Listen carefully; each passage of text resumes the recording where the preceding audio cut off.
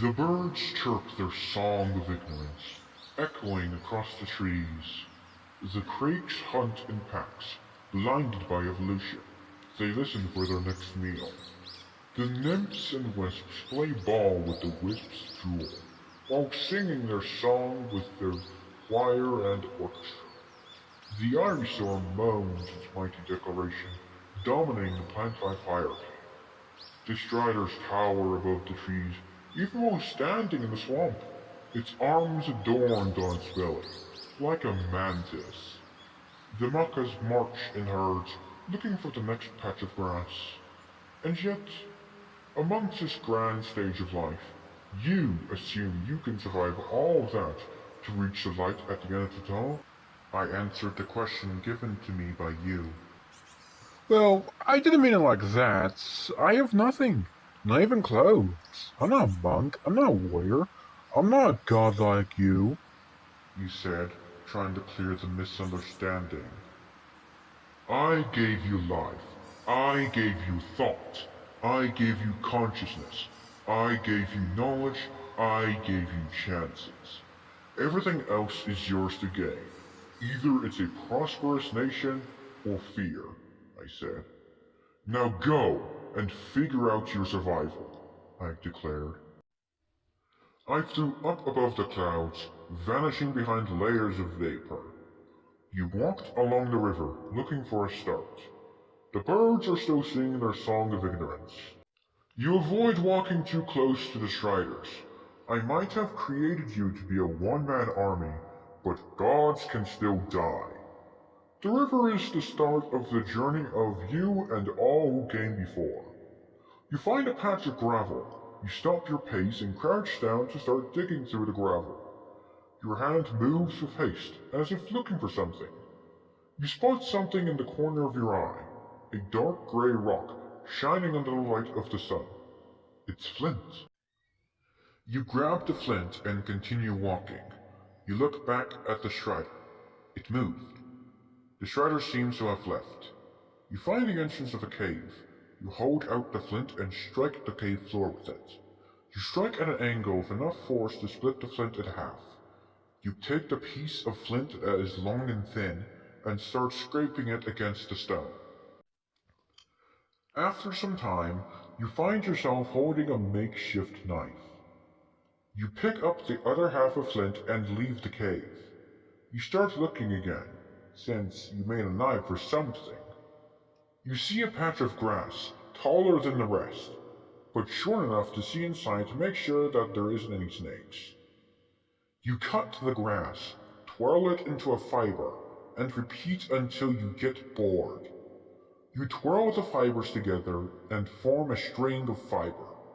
You walk to the nearest tree and reach for a branch. You grab hold of the branch and use your weight to break it off the tree. You position your knife and cut the wood and carve a hole through the end of the piece. You carve a slit into the wood and put the other half of the flint into it. You secure it with the plant string and raise up your creation. A makeshift axe, weak like a bug, but persistent as an ant. You walk up to the tree trunk and hold your axe with determination and swing it with all your might. The bird's singing stops. The birds start to fly away from the tree you're cutting. You swing again, and again, and again, making the split in the trunk bigger and bigger. The tree gives out and falls to the ground with a thud. You get to work refining the tree trunk into something useful. However, you're unaware of the pack of crakes approaching the source of the noise. I see something else in the corner of my eye, telescope. A girl with a bow and quiver. Wait, what? What is an archer doing here? I don't see anyone else. Did she come to the swamp alone? I question myself in confusion. The archer girl is focused on you, watching your every move. Did she overhear us talking? A mortal overhearing a conversation between an unknown man and a demigod? Of course they would spy on the unknown man.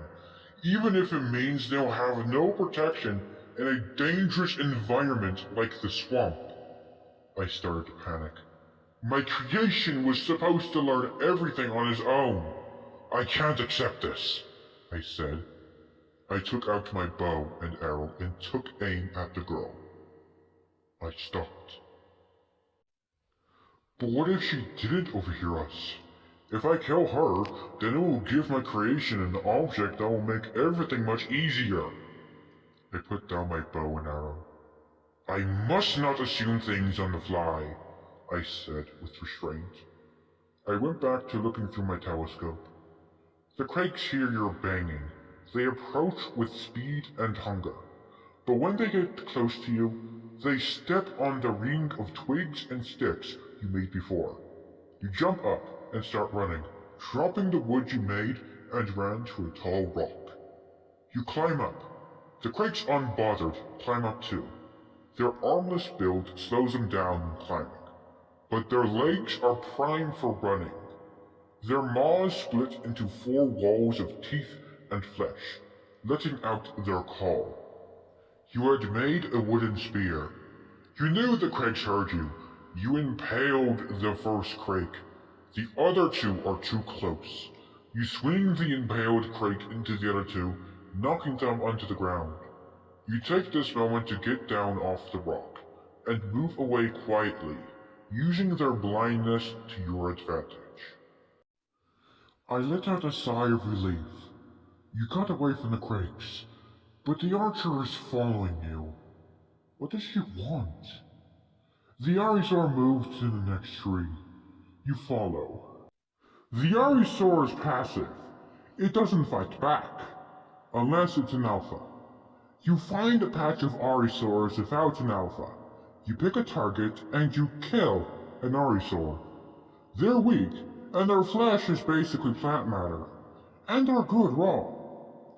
You bite into the flesh and feel refreshed, your energy replenished. The archer is still following you. You spot a herd of cows by the hill. You finish eating the Arisaur flesh and resume the hunt. The cows are out in the open, their hooves crushing the grass as they eat. You sneak up behind the cows and aim for the closest one. You stand up and start running towards it. You throw your spear and land a direct hit through its lungs.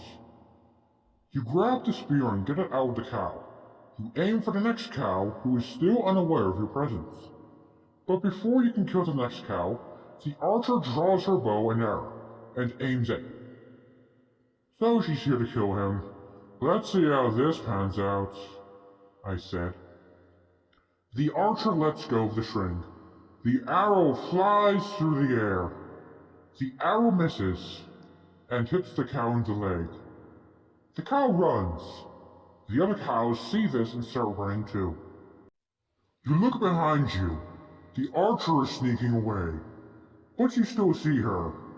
Yet you let her sneak off, but not before you make sure she knows you saw her. Little archer, I saw that.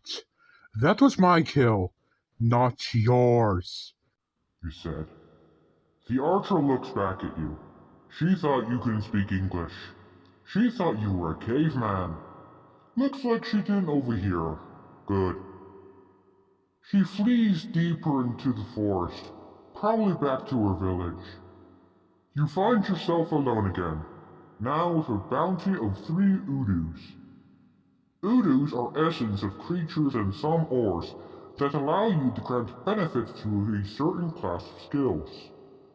There are 8 skills you can level up with Udus, that being farming, agility, defense, building, attack, gathering, magic, and mining. You ponder over what to focus on first. Mining is a start, but you can't really use unused iron until level 8 in the skill required to use whatever iron tool you make. So you decide to level up defense. You level it up to level 3. Nothing has been unlocked, but it's a start. You continue forward, searching for anything useful. Let's see what is nearby. This world is more abandoned than before. There's a little house nearby, basic resources. A village, but that's a bit far, although there is a waystone on the other side of the hill. Maybe that will link you up with the village. Yet again, the waypoints don't stay activated forever, and they can't be activated by anyone. I found it out the hard way, and had to kill everyone since now they knew I was not a human. I pondered. Wait, my creation spoke perfect English like a professional while looking like a caveman. I realized that the girl might suspect that my creation is not a human. You find the little house in the middle of the field. Its windows show it's furnished. You walk up to the door. Seeing no one inside by looking through the windows, you open the door. It's unlocked. There is a single chest in the corner. You open it up and find pants made from leather. The pants have many holes in it, but it would at least cover your crotch. You put it on, and it fits almost perfectly. There's also some bandages in the chest, some bread, and a single apple. You leave the house and continue walking. You find a herd of sheep. You decide that you need some more clothes, ones that are not worn. These sheep will be used to make a set of wool clothing. You sneak up to the closest sheep and decide that a spear is too inefficient. You sneak off to make a better weapon.